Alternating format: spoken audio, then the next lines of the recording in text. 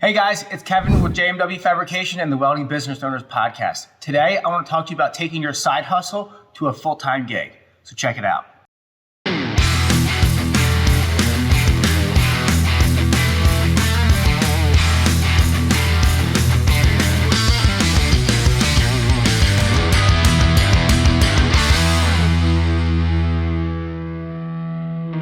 Taking your side hustle from a part-time gig to a full-time gig is no joke. You might have responsibilities, you might have kids, you might have a wife, and they all depend on you for that income. So instead of making the leap to go on your own, let's make that a step. Let's bring that boat closer to the dock so that you're not jumping out into unknown waters and unknown territories, and you have a customer base built up, you have work lined up, and you can do this successfully. So how do you make going from part-time to full-time less of a leap and more of a walk and more of a step? Well, you have to be doing side work now. You should ideally have 20, 30, 40 hours that you're hustling on the side before you even think about quitting your job. And that has to be consistent. I mean, weeks of 20 hours, 30 hours, 40 hours, people that have projects lined up for you, then you might start thinking about going on your own. Now, after you do that, fair warning, what's going to happen is it's going to seem great. You're going to go out there, you're going to be, for the first couple weeks, you're going to have all the work you can handle, but it's those people that you've been working for who promised that they had work, they do. But what happens when you get caught up on their work? Then what? You need other people, you're going to work yourself out of a job. You need other people to rely back onto and be out there getting new customers so that you can keep yourself busy. Next thing you need to do is advertise. Ideally, you should already have a network that you're utilizing to get people in and get customers in. You should be putting things on social media, Facebook. There's a big welding community on Instagram, putting it out there so people know and your friends know that you're doing this, and your friends want to support you. They're going to tell other people that, hey, my buddy does this. He fixes railings. He does that. He does bucket work. Whatever your niche is and you decide to do, let people know what you're doing, show them what you're doing so that they can help you. And ideally, pictures show your work better than just telling people. So you can hand somebody a business card, and that's one thing, but if they see pictures of the work that you've done and it's pretty impressive, that's gonna speak volumes. Next part of your advertising strategy should be business cards. Obviously, I'm not telling you anything new. If you're doing a side hustle, you should already have business cards. When I first started out, I had really thick business cards made. They were almost like a cardboard. They were kind of impressive when you gave them out. People tended not to throw them away, and they usually always commented on them. After that, I got to the approach of a brochure. I'd rather show people what we do rather than just tell them. So we gave a brochure that gave all our features of what we did, along with some pictures to go along with it. Then I stepped it up a little bit.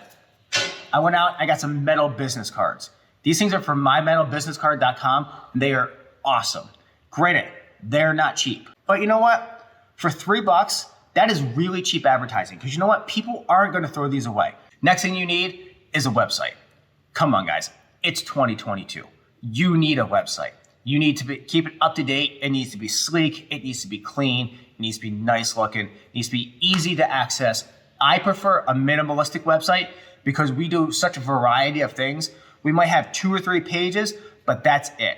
I want people to call us and contact us rather than just showcase what we can do. Social media alone is not good enough just to showcase your work. Remember, you're in the big leagues now. You're not doing this as a part-time gig for friends and family. You're chasing after other companies.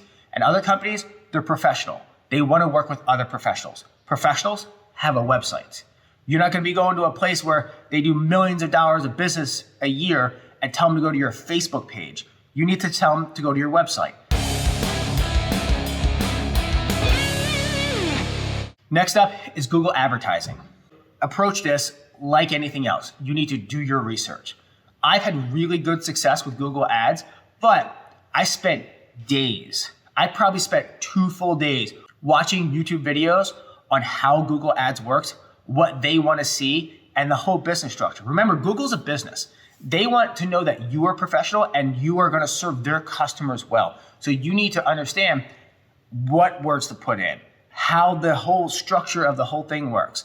Now, granted, you don't have to have a master's degree or take on like a whole nother college course on this, but familiarize yourself with it so that you don't throw your money down the tubes. And speaking of money, don't think that you're gonna throw 20 bucks at Google Ads and all this work is gonna come flowing into you.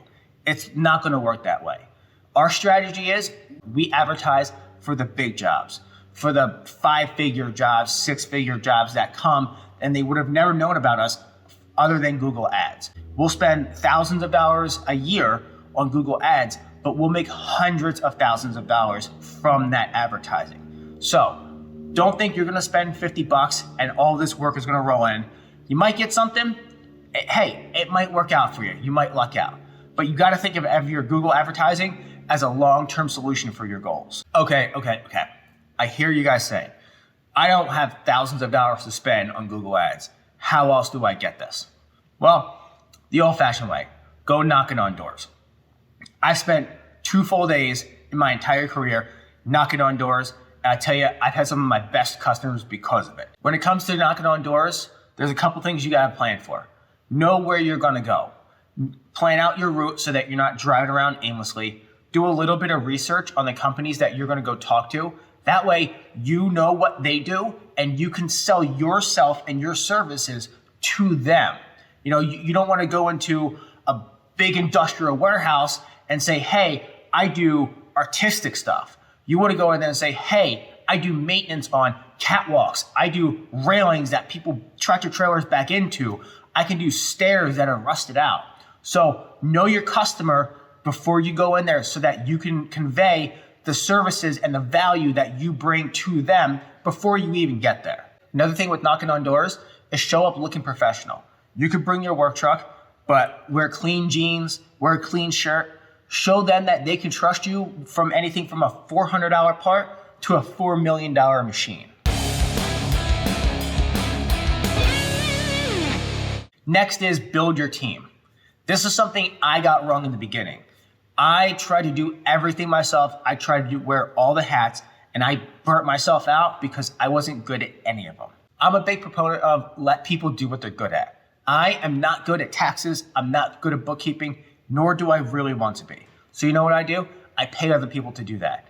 I could fumble through it. I'll probably do it wrong. But the money that I spend on somebody else doing it, knowing that it's done right, they'll do it in a quarter of the time that I would take to do it. And I'm over here making more money to pay them. And be honest with you, you're probably gonna make more money doing that than paying them. And when it comes to taxes, that person who you hire should make you more money than they spend with tax savings, learning how to write things off, and tax preparation.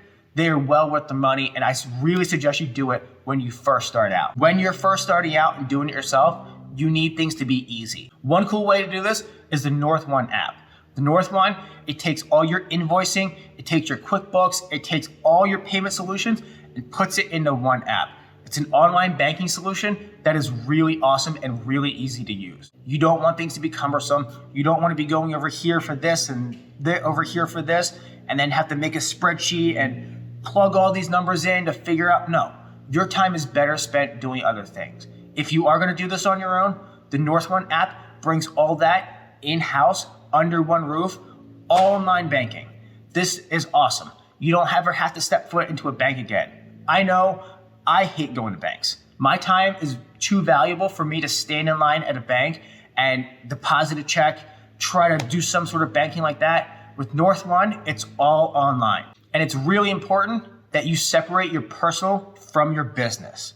A lot of people work out of their own personal checking and they take money when they need, and then they get into trouble when they don't pay their taxes or they get deposits and there's no more money left. First thing you need to do is separate it from the beginning. And with this North One app, it really helps you start out on the right foot, which is really how you want to grow. You don't want to have to be chasing problems down the road that you should have set up solutions for in the beginning. Next part of building your team is knowing where to go when the jobs are too big for you. Sometimes you'll get a call for something bigger than what you can handle. And instead of turning it down, well, if you have a network of other welding companies in the area, other fabrication people who you could farm this part of the work out to, maybe you have them bend it and you install it, or these people roll it and then you go and you install it.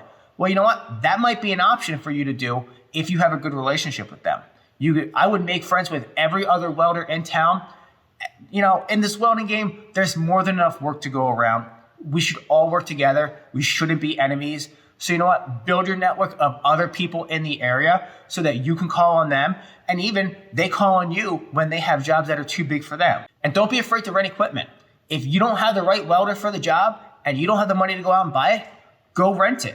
That's why it's there. And on the topic of taking on jobs, when you first start out, I would take on all the jobs that you could, that you have the capability and you have the knowledge to do. Don't go do some SpaceX stuff if you don't know how to do SpaceX stuff. One of the things you don't want to do is pigeonhole yourself to only doing one thing. If you're really good at pipe and you're chasing pipe work, cool. If you're kind of slow and you don't have any pipe work, don't be afraid to take on a railing or some stairs or a dump body or somebody's little project over here. The more versatile you are and the more diverse of a network that you have of things you can do, the better. Another big thing is good tooling. I can't emphasize this enough, good tooling. There's always the debate of what should I buy when I first start out? What machine should I buy? What blah, blah, blah, blah, blah. No, you know what? Buy what you can afford. And if you can't afford the really good stuff, well, buy what suits you, use it for a little bit, sell it, and upgrade to the next one. I'm a big fan of buying really good equipment because there's nothing more embarrassing than getting on a job site and having your stuff not work. Another thing is consumables. I like to buy things that have easy to access consumables. A lot of our retail machines we get from Lowe's and Home Depot because it can be a Saturday or a Sunday and the welding supply store is closed. And you know what? You're gonna be down to your last tip and you're gonna burn that tip up. It's gonna be a Sunday afternoon when you're trying to get the job done for Monday and nobody's gonna be open and you're gonna be screwed. One of the things I really value is being able to go to Lowe's or Home Depot on a Sunday or a Saturday and pick up more wire, pick up tips specifically for the machine I need, pick up any consumables that I need, and get the job done for the customer. Now, for the biggest takeaway of them all, I promise, if you haven't heard anything else in this video, listen to this. You need to develop grit. Grit is defined as the perseverance to overcome an obstacle or situation. Your customer came to you because they have a problem and they trust you to solve the problem. And you need to figure out how to do it if you don't already know how to do it. YouTube is one of those things. Google is one of those things that you can utilize. Everything is out there. Trust me, anything you're doing has been done before. You just need to figure out how to do it. This is where your network comes into play. It's important that you have people who you can call and say, hey, maybe take a picture of it, send it to them. How would you repair this? What do you think about this? What's the proper way to go about this? So developing grit is the number one tool because you know what? Things are going to get hard. Things are going to get tough. You're going to be stepped on. You're going to have bad days. You're going to feel defeated. And you know what? You need to get over that. I'm telling you, bad days are coming. You are going to have bad days as a business owner.